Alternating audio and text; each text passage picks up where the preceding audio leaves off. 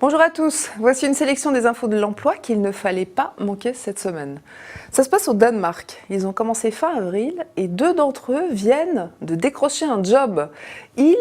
Ce sont des chômeurs, des cadres qui se sont mis en vitrine. Sauf qu'ils ne sont pas mannequins, mais proposent réellement leurs services à des employeurs potentiels. C'est l'agence danoise Réputation Copenhague, filiale du groupe Publicis, qui a eu cette étrange idée. Une quinzaine de chercheurs d'emploi, tous ultra diplômés et employables, passent ainsi leur temps installés à leur petit bureau, au vu et au su de tous les badauds, à répondre à des offres d'emploi et à travailler leur profil sur les réseaux sociaux.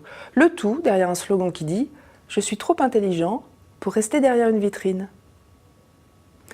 Au pays des SS2I, il y a des tabous. Par exemple, il ne faut pas dire que certaines d'entre elles gonflent les CV de leurs informaticiens dans le but de les placer plus facilement chez les clients.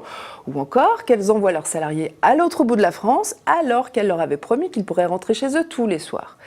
Eh bien, la petite SS2I nantaise AIS brise l'omerta avec une web-série humoristique intitulée « Recherche prestataire informatique désespérément » et qui débute cette semaine. Alors bien sûr, son dirigeant explique, je cite, que sa volonté initiale n'est bien entendu pas d'égratigner nos confrères. Fin de citation.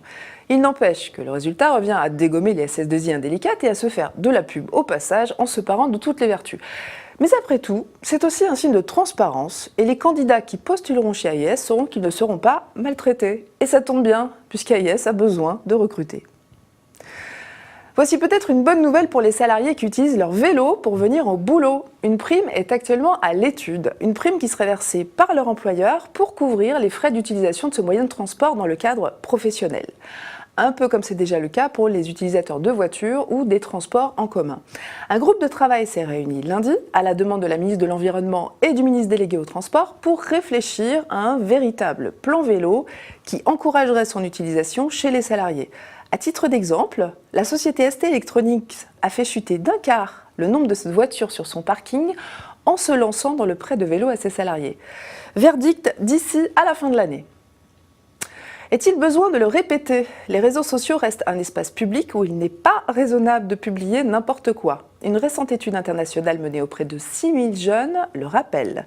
L'Institut américain On-Device Research révèle qu'environ 10% de jeunes de 16 à 34 ans se seraient vus refuser un emploi à cause de leur profil sur un réseau social. Photos compromettantes, blagues déplacées, likes indélicats, faut-il le rappeler, laissent des traces sur la toile, et pour longtemps. Et les recruteurs ont beau jurer leur grand Dieu qu'ils ne regardent pas ces espaces d'expression pour recruter, mieux vaut ne pas les tenter. Voilà, vous retrouverez les références de ces actus sur notre site, ainsi que de nombreux conseils pour gérer votre carrière. Bonne semaine à tous!